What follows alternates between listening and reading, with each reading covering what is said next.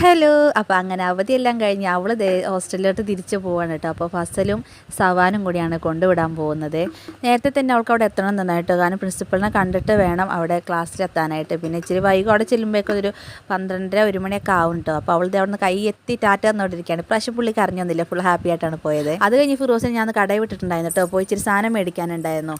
അപ്പോൾ അവന്മാർക്ക് കാപ്പി പിടിക്കാനുള്ള പൈസ എല്ലാം ഇവിടെ നിന്ന് കൊടുത്തിട്ടുണ്ടായിരുന്നു കേട്ടോ. അപ്പോൾ പിള്ളേർക്കൊക്കെ കഴിക്കാനായിട്ട് ഇപ്പോൾ പൊറോട്ട മേടിച്ചിട്ടുണ്ടായിരുന്നു. നേരത്തെ കോഴിക്കറി കുറച്ച് ഇരിപ്പുണ്ട്. ഇനിയിപ്പോൾ ചോറ് ഇതിന് കഷ്ടപ്പെട്ട് നീ തിളപ്പിച്ച് റെഡിയാക്കണമല്ലോ എന്ന് ഓർത്ത് ഞാൻ പൊറോട്ട മേടിച്ചുകൊണ്ട് വരാൻ പറഞ്ഞു. പിന്നെ മീൻ ഇന്നലെ തലേന്ന് കൊണ്ടുവന്നത് ഫിഷ് മസാല എല്ലാം അതിനും മേടിപ്പിച്ചിട്ടുണ്ടായിരുന്നേ. അപ്പോൾ അതെല്ലാം കഴിക്കാൻ പിള്ളേർക്കും കൊടുത്ത് ഞാനും കഴിക്കാനിരിക്കട്ടെ. അപ്പോൾ പാത്തുമ്മ ഇടയ്ക്ക് വന്ന് ഇങ്ങനെ എത്തി നോക്കണ്ടേ. അവൾക്ക് കഴിക്കാനിരിക്കുമ്പോൾ അല്ലാത്തപ്പോൾ കൊടുത്താൽ കഴിക്കത്തില്ല. നമ്മൾ പാത്രത്തിൽ നിന്ന് ഇങ്ങനെ തോണ്ടി കൊടുത്താൽ ഇഷ്ടമാട്ടോ.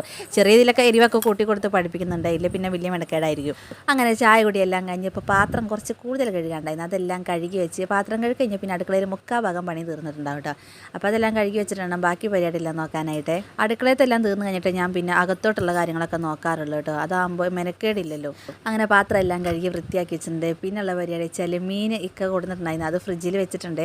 2 സൈസ് മീനുണ്ട്. അപ്പോൾ ആദ്യം വെട്ടിയ മീനൊന്ന് വേഗം കറി വെക്കാൻ വെച്ചിട്ടുണ്ടായിരുന്നേ. അപ്പോൾ ഫ്രീസറിൻ്റെ താഴെയുള്ള ആ ബോക്സിനകത്താണ് വെച്ചിട്ടുണ്ടായിട്ടുണ്ട്. ചെറിയ രീതിയിലൊക്കെ കട്ടായിട്ടുണ്ടായിരുന്നില്ല. അപ്പോൾ അത് വേഗം മുറിച്ച് റെഡിയാക്കാൻ വെച്ചു.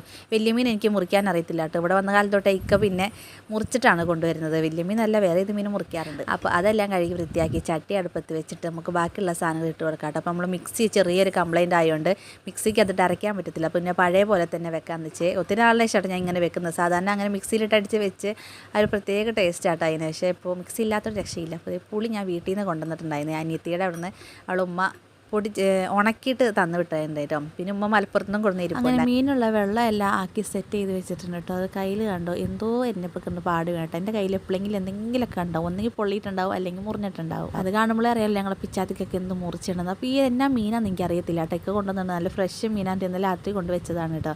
അപ്പോൾ അത് ഇനിയിപ്പോൾ പൊരിക്കാനാക്കാന്ന് വെച്ചാൽ അതെങ്ങനെ വെട്ടേണ്ടതെന്ന് എനിക്കൊരു പിടുത്തമില്ല കേട്ടോ. കാരണം ഞങ്ങനെ കൂടുതലും വെട്ടിയുടെ കൊണ്ടുവരുന്നുണ്ട്. അപ്പോൾ ഞാൻ നോക്കിയപ്പോൾ അതിൻ്റെ സൈഡിൽ നിന്ന് അതിൻ്റെ തോല് ഇങ്ങനെ ഇളകി വരുന്നുണ്ട്. അപ്പോൾ തോല് പറിച്ച് കളയുന്ന ഐറ്റാന്ന് മനസ്സിലായി. അപ്പോഴേക്കും അതെല്ലാം വെട്ടി ഞാൻ പൊരിക്കാനെല്ലാം കൂട്ടി. അപ്പോഴേക്ക് ഇക്ക് വന്നിട്ടുണ്ടായിരുന്നു. പിന്നെ എനിക്ക് വീഡിയോ ഒന്നും എടുക്കാൻ പറ്റിയിട്ടുണ്ടായിരുന്നില്ല. അപ്പോൾ വേഗം കറിയെല്ലാം അപ്പോഴേക്ക് ആയിട്ടുണ്ടായിരുന്നു. അപ്പോൾ മീനും പൊരിച്ച് ഇക്കാക്കും ചോറ് കൊടുത്ത് ഞാനും കഴിക്കാനിരിക്കേണ്ട. അപ്പോൾ ബീട്രൂട്ട് തോരനും മീൻ കറി മീൻ പൊരിച്ച്. അപ്പോൾ വേഗം പൊടിഞ്ഞു പോകണ്ട മീൻ. ഇക്കാക്ക് മീൻ പൊരിച്ചിട്ടുണ്ടെങ്കിൽ സൈഡിൽ സലാഡും കൂടെ വേണ്ട. അപ്പോൾ ഇക്ക സലാഡ് വന്നത് അരിഞ്ഞിട്ടുണ്ടായിരുന്നു. അതും കൂടെ കൂട്ടി ഞങ്ങൾ ചോറുണ്ടായിരുന്നു കേട്ടോ. അപ്പോൾ പുതിയ കൂട്ടുകാരും നമ്മളെ ചാനൽ സബ്സ്ക്രൈബ് ചെയ്യാതെ കാണുന്നുണ്ട്. വേഗം ഒന്ന് ചാനൽ സബ്സ്ക്രൈബ് സപ്പോർട്ടിന് നല്ല അടിപൊളിയായിട്ട് പിന്നെ കാണാം. ബൈ, അസ്സലാമു അലൈക്കും, ടാറ്റാ.